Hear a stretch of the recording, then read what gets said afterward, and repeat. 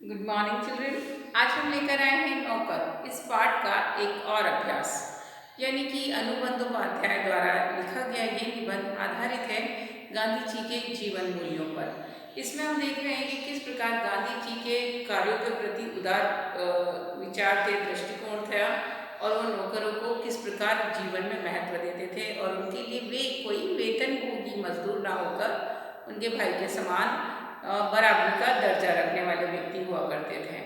तो यहाँ पर अब हम बात कर रहे हैं आगे की। अभी हमने सिर्फ पाठ की विषय वस्तु को जाना था, अब हम पाठ का संक्षिप्त में वाचन करेंगे और एक एक पेज के साथ में उसमें आने वाली विषय वस्तु और प्रमुख बिंदुओं को लेखबद्ध भी करेंगे। जब पाठ की शुरुआत इसमें कुछ इस प्रकार होती है कि आश्रम में कई ऐसे काम होते थे जो गांधी जी स्वयं करना पसंद करते थे।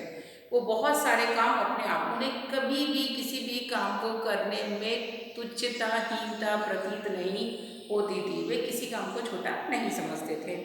वो सुबह चक्की पर आटा पीसा करते थे और आटा अगर मोटा हो जाता था तो अगर कस्तूरबा जो उनकी वाइफ पत्नी थी, अगर कभी मोटा आटा हो जाता था तो खुद उसको बारीक करने में उन्हें कभी भी शर्म महसूस नहीं होती थी। और एक बार उन्होंने ये पाया कि आश्रम में आटा कम हो गया है तो वो खुद जाकर चक्की पर आटा पीसना प्रारंभ कर देते हैं। फिर पेज नंबर 106 की तरफ बढ़ते हैं तो वहाँ पर आप देखोगे कि वो एक कोपीनधारी शब्द इस्तेमाल किया गया है कि कोपीनधारी इस महान व्यक्ति को अनाज बीनते देखकर। तो कोपीनधारी किसको कहा गया है कि धोती जो पहनते थे गांधी जी, तो एक आपने देखा है कि गांव वाले जो वो धोती पहनते हैं अलग प्रकार से पहनते हैं। आप देखोगे कि कोई ठाकुर अगर व्यक्ति है या कोई सरपंच है उसकी धोती पहनने का अलग तरीका होगा। और अलग अलग राज्यों में अगर आप देखोगे कि राजस्थान के लोग पहनेंगे तो उनका धोती पहनने का तरीका अलग होगा।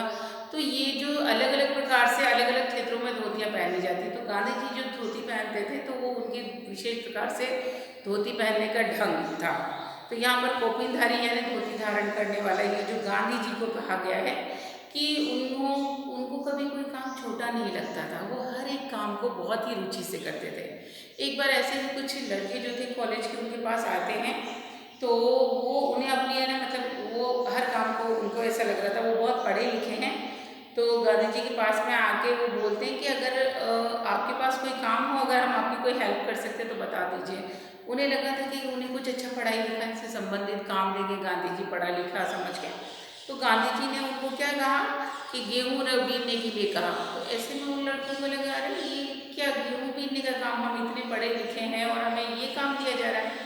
तो उनके मन में आया, लेकिन फिर वो गेहूँ बीन के वहाँ से चले गए।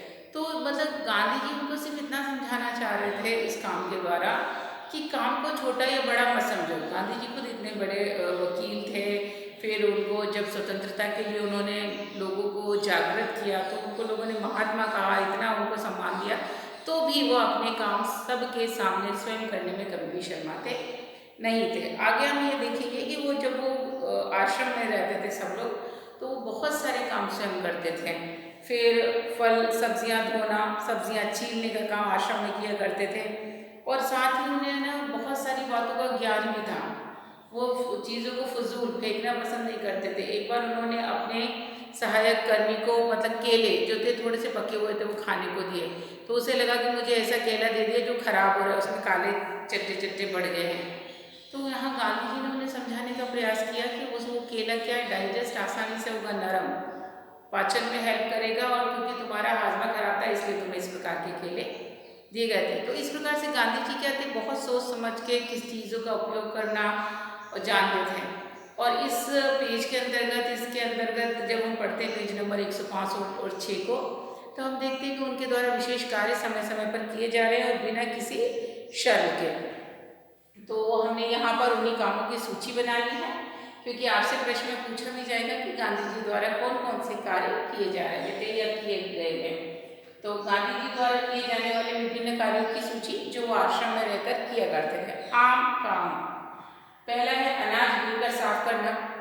अनाज बीनकर साफ करना और फिर उससे चक्की पर आटा पीसना, ये उनका काम था। ये करने में भी वो नहीं शर्माते थे।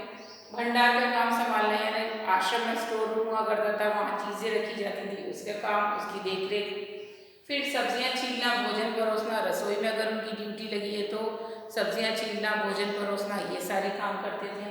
साथ ही बर्तन धोना, पानी भर कर लाना, ये जो सारे लोगों के काम हुआ करते थे ये वो भी करते थे।